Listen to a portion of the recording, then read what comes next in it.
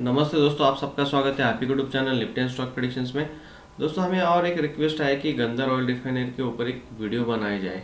उसका जो भी कुछ आपका व्यू है उसके ऊपर शेयर कीजिए। क्या ये स्टॉक आगे जाके अच्छा परफॉर्म कर पाएगा या इसमें और एक डाउन ट्रेंड हमें देखने को मिलेगा।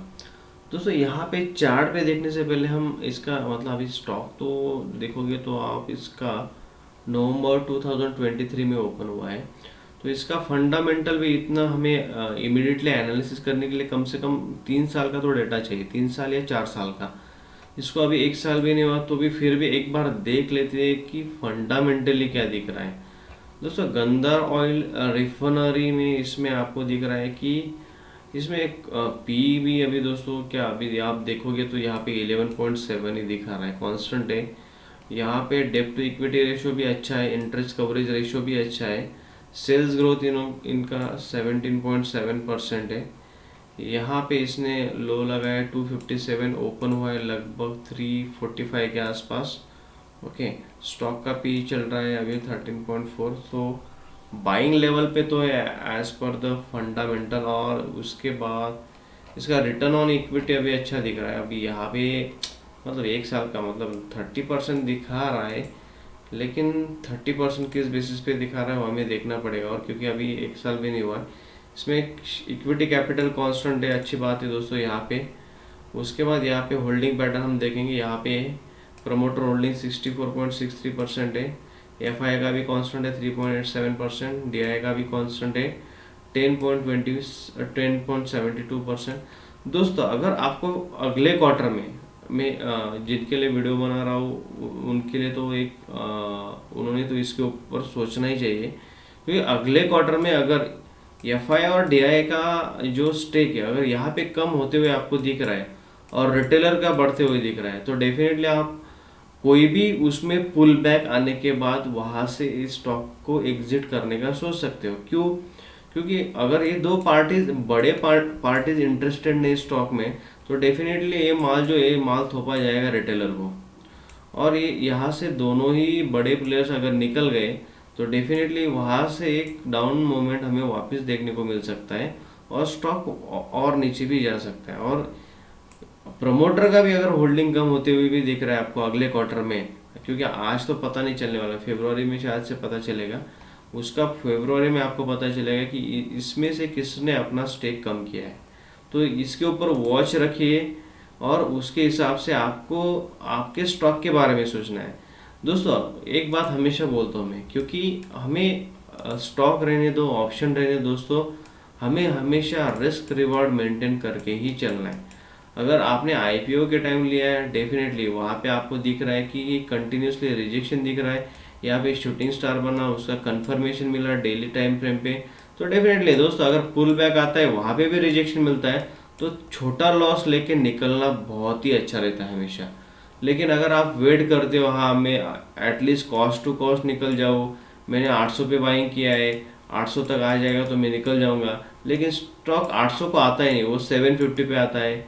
ओके, वापस आप सोचते हो अगर 750 तक वापस आया तो मैं निकल जाऊंगा, वो वापस 700 पे जाता है। तो ऐसा करते करते करते दोस्तों ये 50% फॉल दे देता है। फिर आप बाद में सोचते हो अभी इतना लॉस कैसे ले सकता हूँ मैं, ठीक है इसको होल्ड करता हूँ। और पिछले अगले कुछ साल एक परफॉर्म ही नहीं करता, आपका कैपिटल ब्लॉक हो जाता है।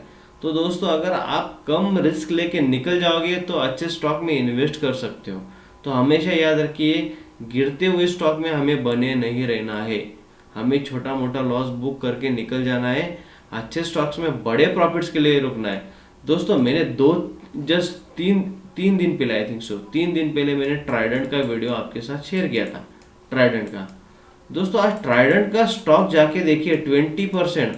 आज पूरा मार्केट गिर रहा है लेकिन हमारा स्टॉक ऊपर जा रहा है। मैंने स्टॉक 3-4 दिन पहले दिया था, आप इसमें एंट्री ले सकते हो। इसमें मुझे अच्छा पोटेंशियल दिख रहा है, कंपनी का फ्यूचर भी अच्छा है, इनका मल्टी बिजनेसेस है दोस्तों, अच्छे स्टॉक्स में इन्वेस्ट करना चाहिए। अभी ये स्टॉक का प्राइस देखोगे दोस्तों 250 रुपीज है। ट्राइडेंट का उस दिन लगभग 37 रुपीज चल रहा था, आज ट्राइडेंट पहुंच गया है दोस्तों 48, 450 हाई मारा लगभग इसने, 50 रुपीज हाई मारा। तो अगर 2-3 दिन में 20% मिल रहा है, अगर आप 1 लाख रुपए इन्वेस्ट कर रहे हैं दोस्तों, उसके ऊपर आपको विद इन अ वीक 20% मिल रहा है, 20,000 रुपये दोस्तों, कौन सा कोई भी बैंक आपको नहीं देगा।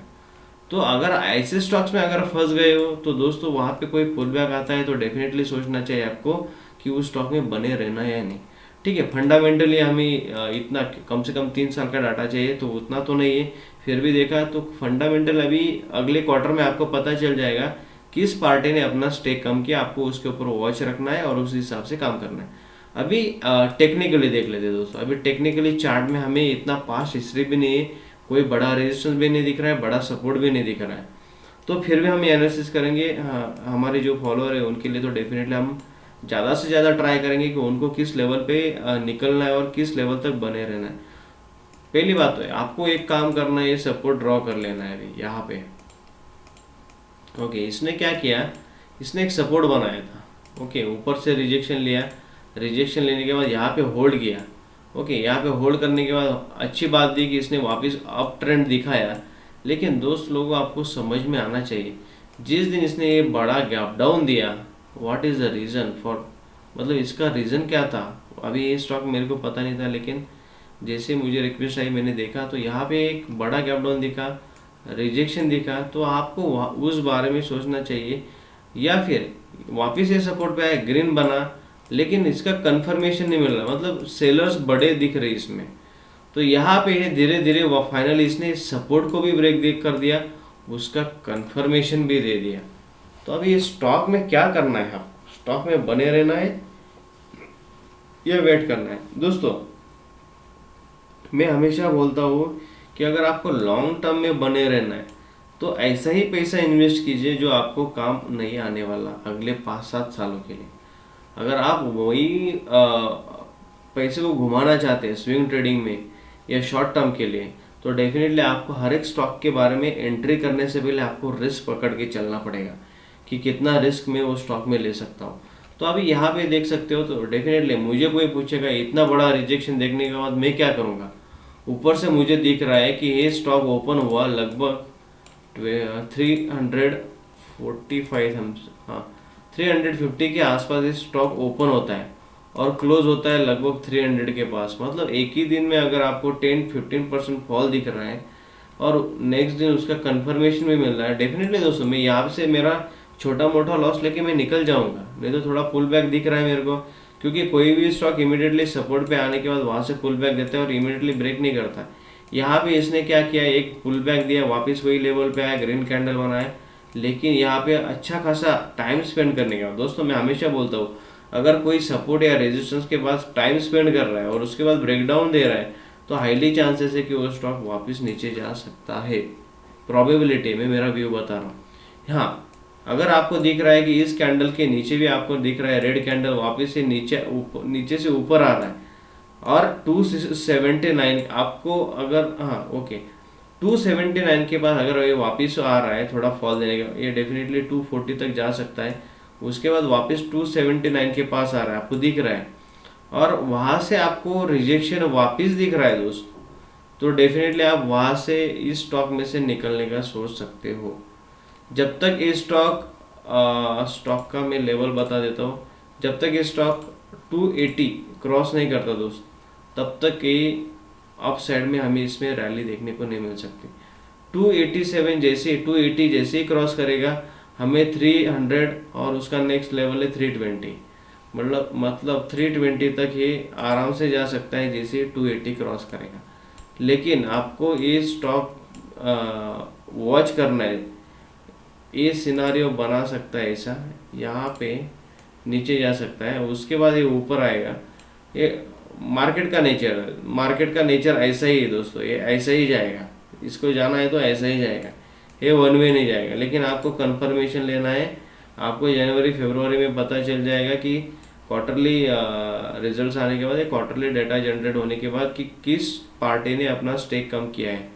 इसमें अगर आपको फॉल दिख रहा है, एक तो एफआईआई ने अपना स्टेक कम किया रहेगा या डीआईआई ने, दोनों ने ही किया रहेगा और ये माल थोपा गया रहेगा रिटेलर को। ओके, तो वो डाटा जैसे आएगा वापस मैं इसके जैसे डाटा आ जाएगा उसके ऊपर भी मैं वीडियो बनाऊंगा कि आपको क्या करना चाहिए स्टॉक में। लेकिन फिलहाल अगर मैं बना नहीं पा रहा तो डेफिनेटली आपको जो मैं लेवल्स बता रहा हूँ वो लेवल्स के हिसाब से काम कीजिए। आपको ये जैसे 270 के आसपास आता है और यहाँ से वापस रिजेक्शन मिलता है तो डेफिनेटली आपको यहाँ से आपको निकलना है कि नहीं, आपके ऊपर डिपेंड है। आपका फाइनेंशियल एडवाइजर का भी वहाँ पे आप थोड़ा एडवाइस लीजिए और वहाँ से स्टॉक में बने रहना है, निकलने का उस टाइम आप सोचिए।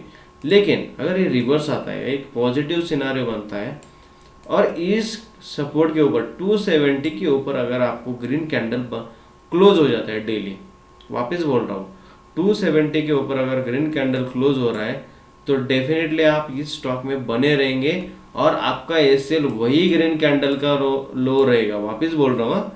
इसका मतलब नहीं है कि मैं अगर 270 के ऊपर क्लोज दिया और वापस से नीचे नहीं जा सकता।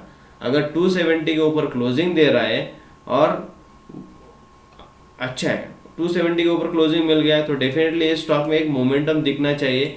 वापस से यहाँ से थोड़ा रिजेक्शन लेके एक हायर हाई पैटर्न बनाते हुए ऊपर जा सकता है। लेकिन अगर ये ग्रीन कैंडल बना है, इसके ऊपर क्लोजिंग दे और इमीडिएटली अगले 2-3 ट्रेडिंग सेशन में इस ग्रीन कैंडल का लो ब्रेक हो गया तो डेफिनेटली स्टॉक वापस नीचे जा सकता है। तो इस तरह से आपको देखना है, वॉच कीजिए स्टॉक को, जो लेवल्स बताइए उसी हिसाब से आपको स्टॉक को वॉच करते रहना है। और जैसे ही वो लेवल्स को ब्रेक करता है या जो प्रीवियस रेजिस्टेंस मतलब सपोर्ट था, ये सपोर्ट था, अभी ये रेजिस्टेंस हो गया है तो ये सपोर्ट रेजिस्टेंस जैसे ही ब्रेक होगा और इस लेवल के ऊपर क्लोजिंग मिल जाता है तो अच्छी बात है। तो हम स्टॉक में बने रहेंगे जब तक ये इसका लो काटता नहीं तब तक। तो यहाँ पे वापस दोस्तों आपको बताना चाहूँगा कि स्टॉक अगर आप कोई फाइंड आउट कर रहे हो तो पहले उसका फंडामेंटल देखिए दोस्तों। अगर आप आईपीओ में इन्वेस्ट कर रहे हो दोस्तों, आईपीओ में तो मैं कभी इन्वेस्ट नहीं करता पहली बात तो, क्योंकि हमें अगर दोस्तों ये न्यूज़ बेसिस पे चलता है और अगर कोई आईपीओ अच्छा रहेगा तो वो आईपीओ आपको मिलेगा ही नहीं। अगर आईपीओ हर बार सुनते हो 200 टाइम सब्सक्रिप्शन हुआ, 300 टाइम सब्सक्रिप्शन हुआ, लेकिन दोस्तों मेरी एक सलाह है आईपीओ में कभी भी इन्वेस्ट मत कीजिए, क्योंकि हमारे पास उसका हिस्ट्री नहीं है, फंडामेंटल हिस्ट्री नहीं है और टेक्निकल हिस्ट्री नहीं है। हमें हिस्ट्री इंपॉर्टेंट है दोस्तों, हम हिस्ट्री के ऊपर काम करते हैं और उसी हिसाब से एनालिसिस करते हैं। तो उसी हिसाब से आप भी अच्छे स्टॉक्स में इन्वेस्ट कीजिए और अच्छा पैसा बनाइए। दोस्तों अगर वीडियो अच्छा लगा रहा है तो ज़रूर लाइक और सब्सक्राइब कीजिए और शेयर कीजिए। Thank you for watching.